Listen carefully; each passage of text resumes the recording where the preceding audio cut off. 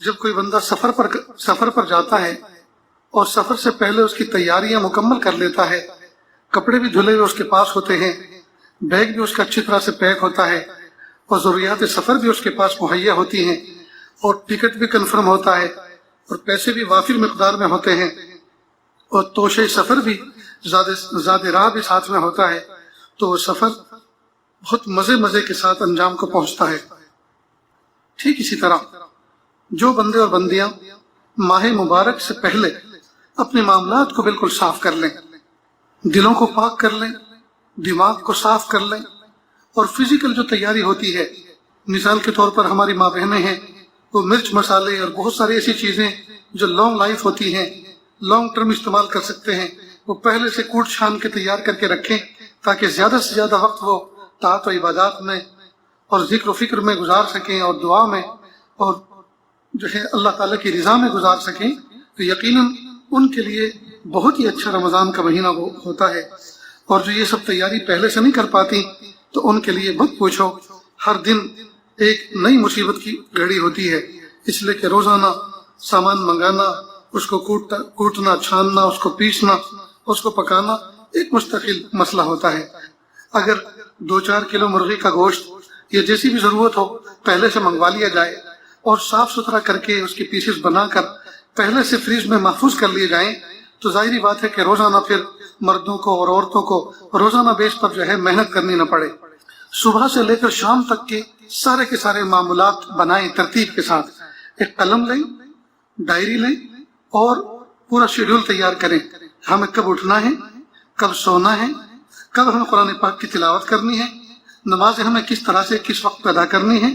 اور ہمیں سحر افطار کو کس طرح سے تیار کرنا ہے۔ کوئی ضروری نہیں ہے کہ افطار کے موقع پر کچھ چیزیں اسی وقت تلی جائیں جب بالکل اذان میں 2-4 منٹ باقی رہ جاتی ہیں، اور مردوں کی طرف سے اور شوہروں کی طرف سے اور جوان بچوں کی طرف سے اور جوان بیٹیوں کی طرف سے یہ ناز نخرے گویا برداشت کرنے پڑے ماں کو، اور بچے کہے کہ گرم گرم ہونا چاہیے۔ کون سی کتاب میں لکھا ہے کہ گرم گرم ہی کھانے کی کوئی فضیلت ہے؟ اللہ کے محبوب صلی اللہ علیہ وسلم نے تو ٹھنڈا کر کے کھانے کو فرمایا ہے، گرم کھانا تو ویسے بھی مکروہ ہے۔ اب عام طور پر جو پرائم ٹائم ہوتا ہے دعا کا اور اللہ کی طرف رجوع کا اور اللہ کی رحمت جس وقت چھم چھم برس رہی ہوتی ہے، ہماری ماں بہنیں پلیٹ فارم پر بیٹھ کر یعنی کچن کے پلیٹ فارم میں سارا کا سارا وقت لگا دیتی ہیں، اور شوہروں کا حال یہ ہوتا ہے کہ ان کی ایک نظر دسترخوان پہ ہوتی ہے اور ایک نظر جو ہے وہ اہلیہ اور بچی کی طرف ہوتی ہے کہ وہ کس وقت جو ہے یہاں دسترخوان پہ وہ جو چیزیں تلی جا رہی ہیں وہ کب پہنچائیں گی۔ تو یہ تو مناسب نہیں ہے۔ اللہ پاک نے یہ مہینہ کھانے پینے کے لیے نہیں بنایا، اللہ پاک نے طاعت و عبادت کے لیے، اللہ تعالیٰ کے دربار سے کچھ فیصلے کروانے کے لیے اللہ پاک نے ہمیں عطا فرمایا ہے۔ ہاں، ضمن اللہ پاک نے نعمتوں میں برکت بھی عطا فرمائی ہے جس کا ظہور ہم کھلی آنکھوں سے کرتے ہیں۔ لہٰذا ہر چیز کا نظام بنا لیں، اور سحری کے اندر اسی وقت کوکر چڑھانا اور سیٹی بجوانا اور اسی وقت کوکنگ کرنا یہ کوئی عقل مندی نہیں ہے۔ اگر افطار کے وقت ہی سحری کا کھانا بھی پکا لیا جائے، صرف اس وقت گرم کرنا رہتا ہے، ایک بات، اور دوسرا یہ کہ اور اگر کوئی دوسری چیز بنانی ہے جو افطار میں سالن استعمال کیا ہے اس کے علاوہ کوئی چیز بنانی ہے، تراویح پڑھنے کے بعد بھی تیار کیا جا سکتا ہے، یعنی سونے سے پہلے، پھر اٹھنے کے بعد سحری کے لیے جس وقت اٹھا جاتا ہے اسی وقت کوکنگ کرنا، اسی وقت پکانا، یہ کوئی فرض واجب نہیں ہے۔ لہٰذا مردوں کو چاہیے کہ ہماری ماں بہنوں کے بوجھ کو ہلکا کریں۔ جب اس مہینے کے اندر مالک کو کہا گیا ہے کہ اپنے زیر نگیں اور اپنے ہاتھوں کے نیچے کام کرنے والے مزدوروں کو، لیبروں کو اور غلاموں پر سہولت کی جائے، تو جو ہماری بیوی ہیں یا جوان بچیاں ہیں یا بہویں ہیں، تو ظاہری بات ہے کہ ان کا حق تو ہمارے اوپر اور زیادہ بنتا ہے، ہم ان کے لیے راحت مہیا کریں اور ہم ان کا ہاتھ بٹائیں، ان کے کاموں میں ہم خود تعاون پیش کریں،